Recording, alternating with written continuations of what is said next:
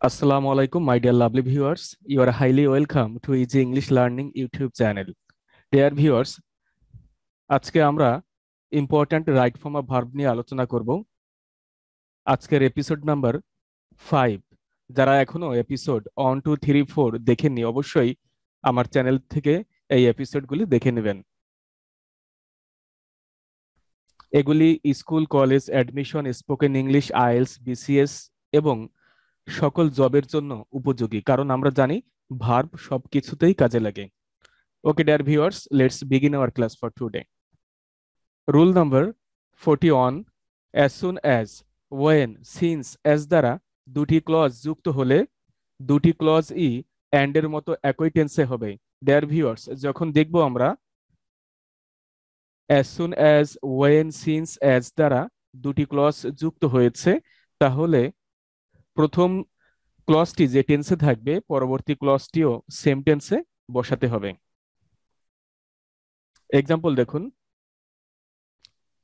when Suraya saw the man, she called him. যখন সুরাইয়া লোকটিকে দেখেছিল সে তাকে ডাক দিয়েছিল। তাহলে প্রথমটা আছে পাস্ট ইনডিফিনিট টেন্স, এজন্য পরবর্তীটা হলো past indefinite tense. as soon as the police saw the thief, he ran away. যেই মাত্র পুলিশ চোরটিকে দেখেছিল সেই মাত্র চোরটি দৌড়ে পালালো। when I got my result, যখন আমি আমার রেজাল্ট পেয়েছিলাম, I informed my mother, আমি আমার মাকে জানিয়েছিলাম। দেখুন প্রথম ক্লজটা আছে past tense, that is Y আমাদের সেকেন্ড ক্লজটাও পাস্ট টেন্সে করতে হবে। as soon as she came here, she told me it. যেই মাত্র সে এখানে এসেছিল সেই মাত্র সে আমাকে এটা বলেছিল। since I am ill, I stop my work. যেহেতু আমি অসুস্থ সেহেতু আমি আমার কাজ বন্ধ করে দিই। ডিয়ার ভিউয়ার্স, বুঝতে পেরেছেন as soon as, when, since, as এগুলি দ্বারা দুটি ক্লজ যুক্ত হলে দুটি ক্লজই সমজাতীয় টেন্স লিখতে হবে এবং অর্থের দিক থেকেও সমজাতীয় হবে। এটি এন্ড এর মতো, আশা করি বুঝতে পেরেছেন। Rule number 42: no sooner had ... then, scarcely ... when, hardly ... when, before দ্বারা দুটি ক্লজ যুক্ত হলে প্রথম ক্লজটি পাস্ট পারফেক্ট টেন্সে হবে এবং দ্বিতীয় ক্লজটি পাস্ট ইনডিফিনিট টেন্সে লিখতে হবে। ডিয়ার ভিউয়ার্স, যখন আমরা দেখব no sooner had ... then, scarcely ... when, hardly ... when, before দ্বারা দুটি ক্লজ যুক্ত হয়েছে, তখন প্রথম যে ক্লজটা থাকবে সেই ক্লজটি পাস্ট পারফেক্ট টেন্সে লিখতে হবে এবং শেষের ক্লজটি হবে পাস্ট ইনডিফিনিট টেন্সে। আশা করি বুঝতে পেরেছেন। এক্সাম্পল দেখুন, no sooner had Mita write it. প্রথম ক্লজটা তাহলে পাস্ট পারফেক্ট টেন্সে লিখতে হবে। এখানে হ্যাড রিটেন হবে, হ্যাড যেহেতু দেওয়া আছে প্রথমে, এজন্য মেন ভার্বের ভি3 করতে হবে, রিটেন, এবং পরবর্তী ক্লজটা পাস্ট ইনডিফিনিট টেন্সে লিখতে হবে। তাহলে এখানে গিভ আছে, গেভ হয়ে গেল, শি গেভ হিম। মিতা এটি লিখতে না লিখতে সে তাকে এটা দিয়ে দিল।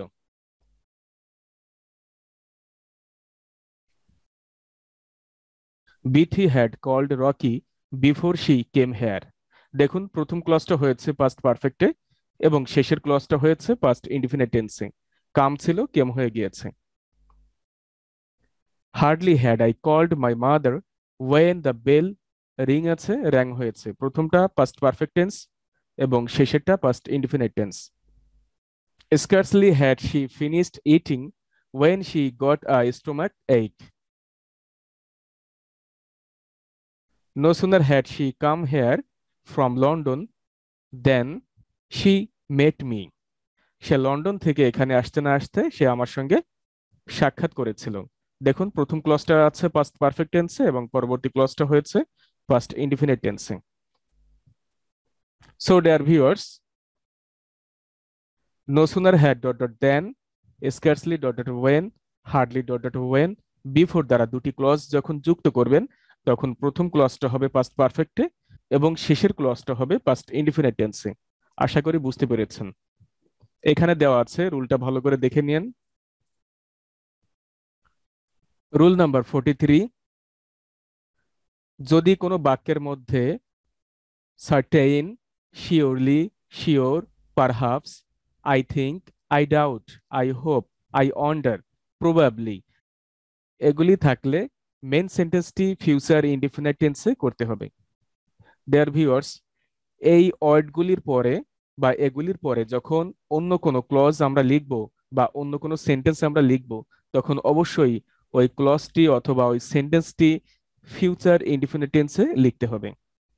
আই রিপিট, এগুলির পরে যখন আমরা কোনো সেন্টেন্স লিখব অথবা কোনো ক্লজ লিখব, তখন অবশ্যই ওই সেন্টেন্স অথবা ওই ক্লজটি ফিউচার ইনডিফিনিট টেন্সে লিখতে হবে। এক্সাম্পল দেখুন, I am sure that, Mukta call আছে, তাহলে এটা ফিউচার ইনডিফিনিট টেন্সে করতে হবে, উইল কল মি। আমি নিশ্চিত যে মুক্তা আমাকে কল করবে বা মুক্তা আমাকে ডাকবে। দেখুন এখানে আছে আই অ্যাম শিওর, উপরে একটু রুলটা দেখুন, এই যে শিওর আছে, শিওর থাকলে পরের ক্লজটা ফিউচার ইনডিফিনিট টেন্সে করতে হবে, পরবর্তী ক্লজটি ফিউচার ইনডিফিনিট টেন্সে করতে হবে। Certainly she get a good job, দেখুন গেট আছে আর এর আগে আছে সার্টেনলি, তাহলে সার্টেনলি থাকলে ফিউচার ইনডিফিনিট টেন্সে লিখতে হবে সেন্টেন্সটি। শি গেট আছে, তাহলে will get a good job. Perhaps Mizan buy a car tomorrow, সম্ভবত আগামীকালকে মিজান একটি গাড়ি কিনবে।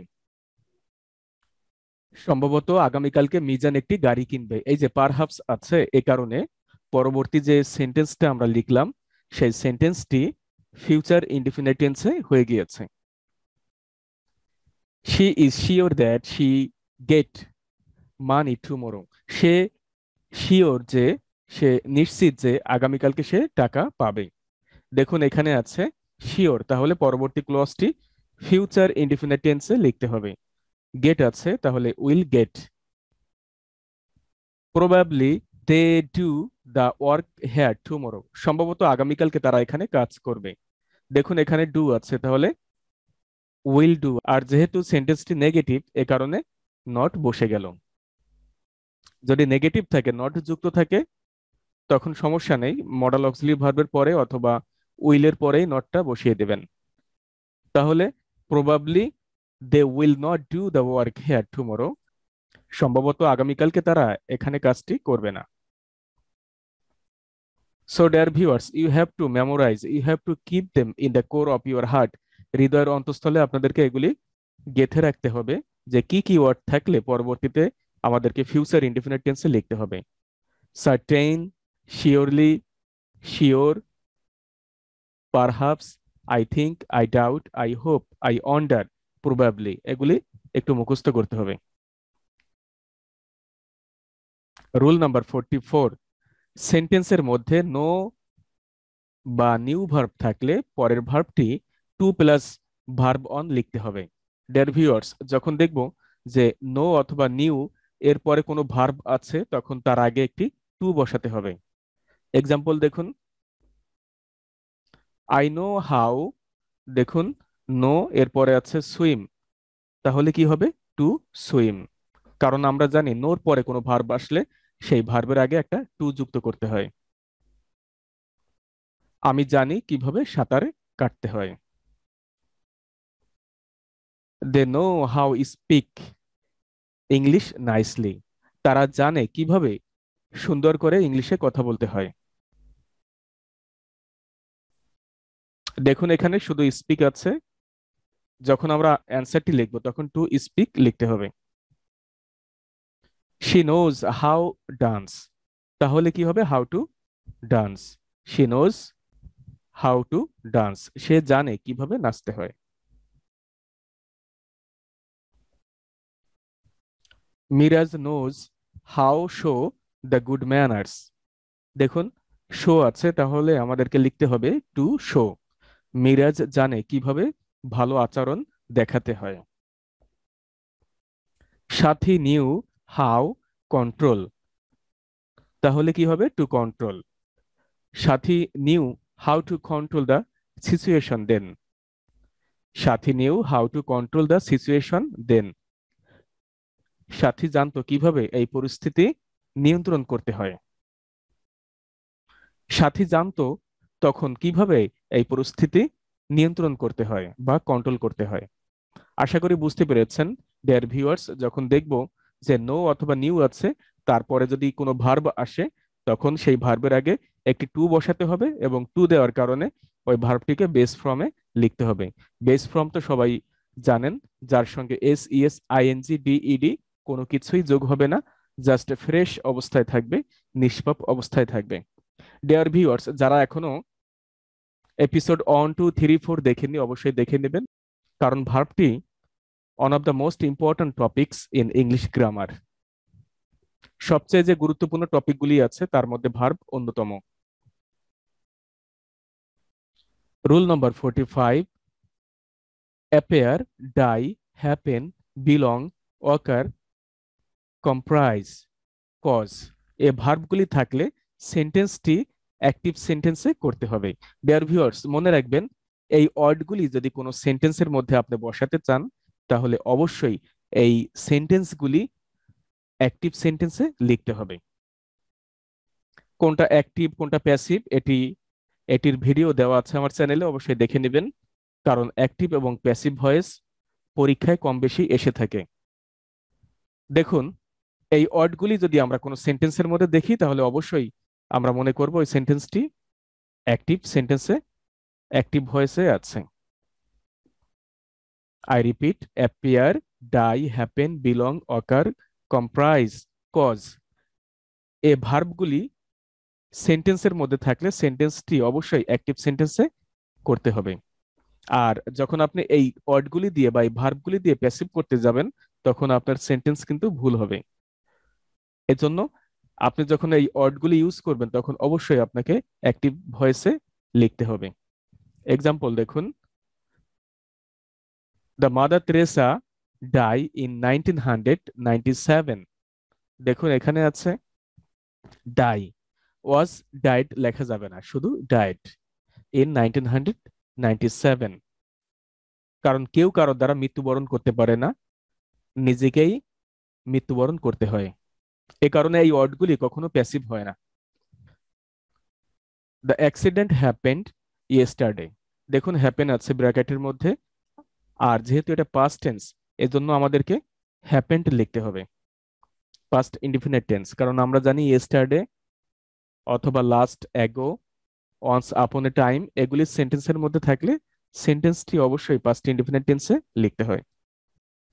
ইট occur in our life sometimes, sometimes থাকলে সেন্টেন্সটি অবশ্যই প্রেজেন্ট ইনডিফিনিট টেন্সে লিখতে হয়। ইট ইজ অকার্ড হবে না, ইট অকার্স, কারণ অকারও সবসময় অ্যাক্টিভ ভয়েসে করতে হয়, কারণ কোন সেন্টেন্সের মধ্যে অকার ব্যবহার করলে অবশ্যই এই সেন্টেন্সটি অ্যাক্টিভ ভয়েসে করতে হয়। A ghost appear in front of us yesterday, যেহেতু পাস্ট টেন্স এই জন্য অ্যাপিয়ার আছে, অ্যাপিয়ার্ড হয়ে গেল। অ্যাপিয়ার মানে হাজির হওয়া বা সামনে আসা। This house belong to my brother. দেখুন বিলং বিলংড হবে না, শুধু বিলং। আর যেহেতু সাবজেক্টটি থার্ড পারসন সিঙ্গুলার নাম্বার এবং টেন্সটি প্রেজেন্ট টেন্স, এ কারণে এই ভার্বটির শেষে এস যুক্ত হলো। দেখুন উপরেরটাও এস যুক্ত আছে। This house belongs to my brother. So dear viewers, এই ভার্বগুলি খুব ভালো করে মুখস্থ করবেন। Appear, die, happen, belong, occur, comprise, cause. Rule number 46, কোন সেন্টেন্স এ generally, usually, ordinary, normally, always, sometimes, often, daily, everyday, regularly ইত্যাদি থাকলে সেন্টেন্সটি প্রেজেন্ট ইনডিফিনিট টেন্সে লিখতে হবে। ডিয়ার ভিউয়ার্স, যখন আমরা দেখব এই ওয়ার্ডগুলি কোনো সেন্টেন্সের মধ্যে আছে, তখন অবশ্যই ওই সেন্টেন্সটি প্রেজেন্ট ইনডিফিনিট টেন্সে হয়ে যাবে। Riya often drink coffee. দেখুন অফেন আছে এজন্য, এবং সাবজেক্টটি থার্ড পারসন সিঙ্গুলার নাম্বার এবং প্রেজেন্ট টেন্স হওয়ার কারণে ভার্বের সঙ্গে এস যুক্ত করলাম। ডিয়ার ভিউয়ার্স, কোথায় এস হয় আর কোথায় ইএস হয় এ সম্পর্কে ভিডিও দেওয়া আছে, অবশ্যই চ্যানেল থেকে দেখে নেবেন। এই ভার্বের শেষে কে থাকার কারণে শুধু এস যোগ করলাম, এটি present indefinite tense. She call me sometimes, এই যে সামটাইমস আছে এজন্য এটা প্রেজেন্ট ইনডিফিনিট টেন্সে লিখলাম। They write the books always, always থাকার কারণে এটি প্রেজেন্ট ইনডিফিনিট টেন্সে হয়ে গেল। উই গো দেয়ার এভরিডে, দেখুন এভরিডে আছে এজন্য গো গো হয়ে গেল। এখানে যদি ওয়েন্ট দিতেন তাহলে ভুল হয়ে যেত। We take care of them generally, এই যে জেনারেলি আছে এই কারণে টেক টেক হয়ে গেল, কারণ সাবজেক্টটি থার্ড পারসন প্লুরাল নাম্বার, আর প্লুরাল নাম্বার হলে ভার্বের শেষে এস অথবা ইএস যুক্ত হয় না। আশা করি বুঝতে পেরেছেন। দেখুন ডিয়ার ভিউয়ার্স, আই রিপিট, কোন সেন্টেন্সের মধ্যে আমরা যদি generally, usually, ordinary, normally, always, sometimes, often, daily, everyday, regularly এগুলি ব্যবহার করি তাহলে অবশ্যই আমরা সেন্টেন্সটি প্রেজেন্ট ইনডিফিনিট টেন্সে লিখব। রুল নাম্বার 47, যদি বাক্যে now, at this moment, day by day থাকে তাহলে বাক্যটি অবশ্যই প্রেজেন্ট কন্টিনিউয়াস টেন্সে লিখতে হবে। ডিয়ার ভিউয়ার্স, যখন আমরা কোনো সেন্টেন্সের মধ্যে এই ওয়ার্ডগুলি ব্যবহার করব তখন অবশ্যই আমাদেরকে ওই সেন্টেন্সটি প্রেজেন্ট কন্টিনিউয়াস টেন্সে লিখতে হবে। ডিয়ার ভিউয়ার্স, ভার্ব করতে গেলে অবশ্যই টেন্স আমাদের লাগেই, কারণ ভার্বের সঙ্গে টেন্সের একটি অন্তরঙ্গ সম্পর্ক রয়েছে। এই কারণে যখন আমরা ভার্ব করব তখন অবশ্যই তার আগে টেন্সটি কমপ্লিট করে নেব। টেন্স সম্পর্কে আমার আলোচনা করা আছে, ভিডিও দেওয়া আছে, অবশ্যই চ্যানেল থেকে দেখে নেবেন। বেসিকে যত বেশি স্ট্রং হবেন তত বেশি গ্রামার আপনার কাছে সহজ মনে হবে। For example, Tumpa walk on the road at the moment, দেখুন এট দ্য মোমেন্ট আছে এ কারণে এট দ্য মোমেন্ট থাকার কারণে এই সেন্টেন্সটি প্রেজেন্ট কন্টিনিউয়াস টেন্স হয়ে গেল। ওয়াক আছে তাহলে ইজ ওয়াকিং, যেহেতু Tumpa third person singular number A কারণে ইজ লিখলাম, আর যদি প্লুরাল থাকতো তাহলে আর লিখতাম।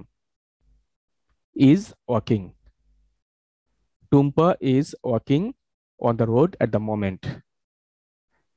দিয়া is reading a novel now, the boys are swimming in the pond now. They are developing their life day by day. She is helping them at this moment. এখন সে তাদেরকে সাহায্য করছে। আশা করি বুঝতে পেরেছেন। যখন এই ওয়ার্ডগুলি দেখব বা এই ওয়ার্ডগুলি কোনো সেন্টেন্সের মধ্যে ব্যবহার করব তখন অবশ্যই ওই সেন্টেন্সটি প্রেজেন্ট কন্টিনিউয়াস টেন্সে লিখবেন। রুল নাম্বার 48, পজিটিভ ওয়ার্ডের পরে আমরা জানি অলওয়েজ নাউন বসাতে হয়, আর যখন পজিটিভ ওয়ার্ডের পরে কোনো ভার্ব আসবে তখন ওই ভার্বকেও নাউন করতে হয়। যে ভার্বের কোনো নাউন ফর্ম নেই তাকে আইএনজি যুক্ত করে নাউন করতে হয়। দেখুন রুল, পজিটিভ ওয়ার্ডের পর নাউন হবে এবং যে ভার্বের কোনো নাউন রূপ নেই সেই ভার্বের সঙ্গে আইএনজি যোগ করতে হবে বা আইএনজি যোগ করে নাউন করতে হবে। দেখুন dear viewers, Raisa wants her go to market, go আছে তাহলে আর হার হচ্ছে পজিটিভ ওয়ার্ড, এ কারণে গোর কোনো নাউন ফর্ম নেই, এ কারণে গোর সঙ্গে আইএনজি যুক্ত করে নাউন করলাম। They know they are improve, ইমপ্রুভের নাউন হচ্ছে ইমপ্রুভমেন্ট, ইমপ্রুভের নাউন হলো improvement. They know they are improvement, তারা তাদের উন্নতি বা অগ্রগতি জানে।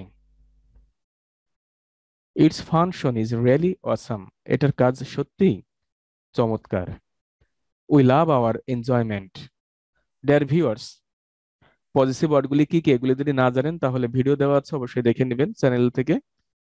পজিটিভ ওয়ার্ডগুলি হচ্ছে my, our, your, his, her, their, its, এগুলি হচ্ছে পজিটিভ ওয়ার্ড। এরপরে যখন কোনো ওয়ার্ড বসাবো তখন অবশ্যই নাউন বসাতে হয়। আরেকটা জিনিস মনে রাখবেন, পজিটিভ ওয়ার্ডের আগে এবং পজিটিভ ওয়ার্ডের পরে কখনো আর্টিকেল বসে না, যদি আর্টিকেলের অপশন আসে তখন আমাদেরকে ক্রস লিখতে হবে। আশা করি বুঝতে পেরেছেন।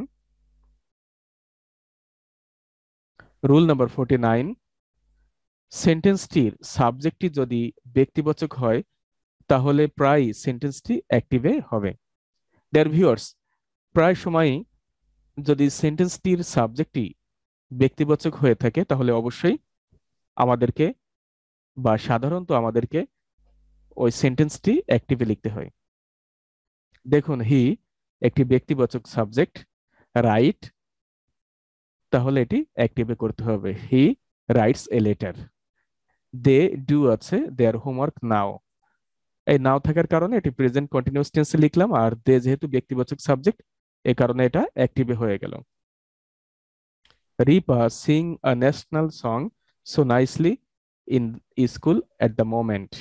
দেখুন, রিপা ব্যক্তিবাচক সাবজেক্ট এই কারণে এটি প্রেজেন্ট কন্টিনিউয়াস টেন্সে এবং অ্যাক্টিভ ভয়েসে লিখলাম।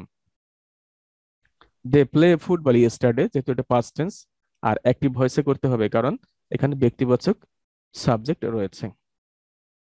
তারা গতকালকে ফুটবল খেলেছিল। We love our country always, এটি যদি প্যাসিভ হতো তাহলে আওয়ার কান্ট্রি প্রথমে থাকতো, কিন্তু দেখুন প্রথমে কি আছে, উই ব্যক্তিবাচক সাবজেক্ট। এজন্য ব্যক্তিবাচক সাবজেক্ট প্রথমে থাকলে সাধারণত এটি অ্যাক্টিভ ভয়েসে হয়ে থাকে। রুল নাম্বার 50 এবং লাস্ট ওয়ান, যদি সেন্টেন্সের মধ্যে each, every, one, of, either, neither দ্বারা নাউন যুক্ত থাকে তাহলে ভার্বটি সিঙ্গুলার হবে। ডিয়ার ভিউয়ার্স, এই ওয়ার্ডগুলি দ্বারা যদি নাউন যুক্ত হয় তাহলে অবশ্যই যখন ভার্বটি লিখব ভার্বটিকে সিঙ্গুলার ভার্বে লিখতে হবে। আই রিপিট, যদি each, every, one, of, either, neither দ্বারা নাউন যুক্ত হয় তাহলে ভার্বটি সিঙ্গুলার করতে হবে। এক্সাম্পল দেখুন, each mother love her child, প্রত্যেক মাই তার সন্তানকে প্রত্যেক মাই তার সন্তানকে ভালোবাসে।